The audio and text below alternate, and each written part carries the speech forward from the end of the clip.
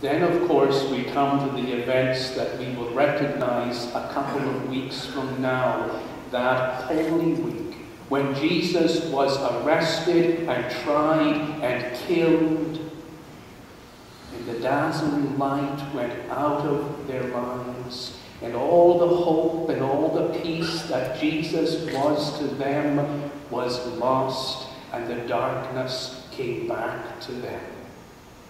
Of course, they did what was natural. Peter gives it away in John's Gospel when he says, "I'm going fishing." And all those fishermen left Jerusalem and walked their way back up to Galilee, a walk of 7 to 10 days. They likely would have stopped on the way in the little village of Bethany outside of Jerusalem. That's where Mary and Martha lived, the sisters of Lazarus. That's where Jesus had stayed on that last week of his life. And they probably stayed there for a day or two, and they talked over the things that had happened, and they shared their sadness and their anger and their guilt and their emptiness about what had happened. But then it was back to Bethsaida, back to Fishtown for them in darkness and in grief. And then economic need forced them back out onto the fishing boats to the drudgery of that workaday life. And soon they were right back where they had started before they had even met Jesus. It was hard work, mostly done at night so that you could bring your catch of fish from the night to the early morning markets. And as they struggled with that work, something dawned on them. They realized that Jesus had been wrong. Jesus was a liar. Jesus was deluded. He had said that God was filled with love and grace and light and peace, but then God himself had reached down through his high priests and killed Jesus. And they realized it was God's way of saying, this man does not represent me. This man is not telling the truth about me. All this nonsense about love and mercy and hope and peace and forgiveness, it's all meaningless. The light was gone. And then what happened? One morning, perhaps, when the sun was just coming up, and the fishermen through the night had had a wonderful catch, a great and heavy catch, which they dragged up onto the shore of the Sea of Galilee, and they lit a little fire, and they sat around the fire, putting some of their catch onto it, and they had bread. And as Peter broke a piece of bread, he remembered in his heart words that Jesus had spoken. Whenever you eat this bread, remember me. This is my body, broken for you. And all of a sudden, on that morning, sitting around the fire with that great catch of fish, something happened inside of Peter. Something snapped inside his heart and soul, and all of a sudden, the dazzling light of God's presence shined for Peter, and he was able to see into the realm of God, and all of a sudden he saw something so wonderful and so amazing that he proclaimed to James and John and Andrew, Jesus is not dead.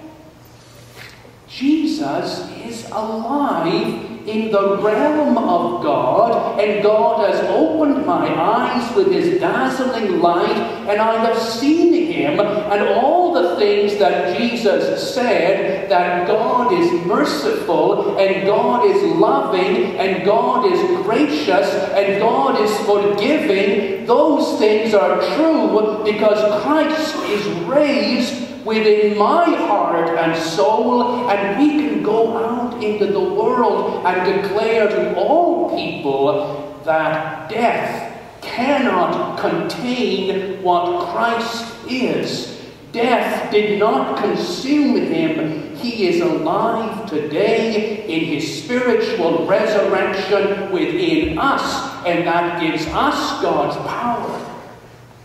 And we will go into the world and proclaim that to everyone whom we meet. And that was the event that happened, the inward spiritual resurrection of Jesus Christ in the hearts of those who could truly believe. God is love. God is grace. God is abundant, endless mercy for all of humankind.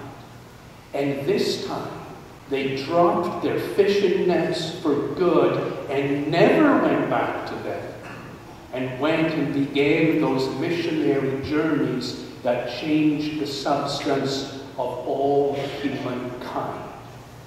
This is the resurrection as the Apostle Paul speaks about it in Ephesians 2 and verses 4 through 10, where in verse 4 it says, first of all, acclaiming and affirming what Peter and the disciples would have proclaimed before him, God is wonderfully loving.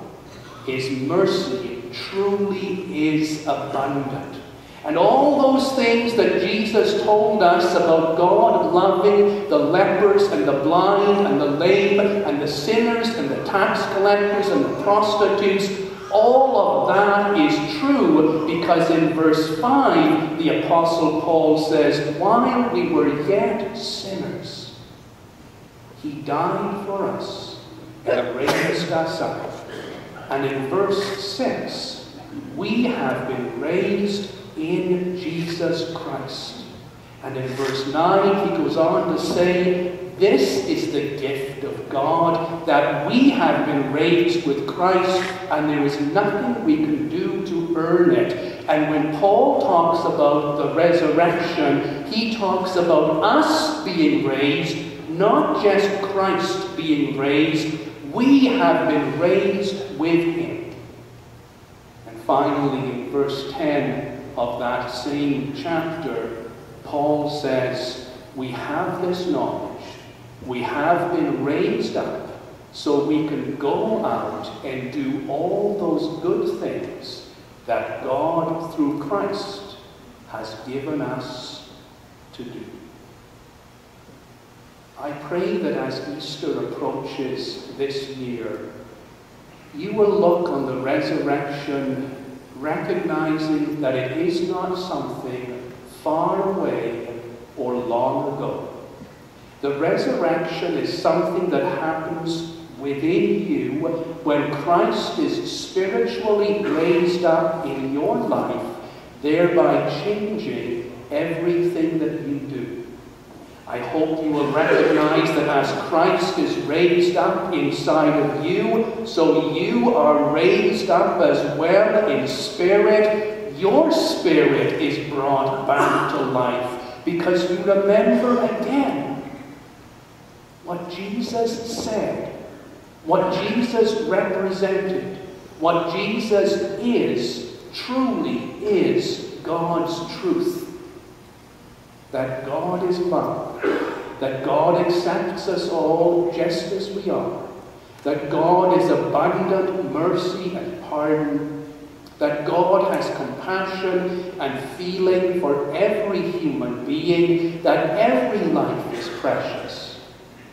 And I pray that will be a reality for you, that you will go out of here today knowing that Christ is raised in you, that you are raised in him, and that you have the power of the resurrection to change the whole world.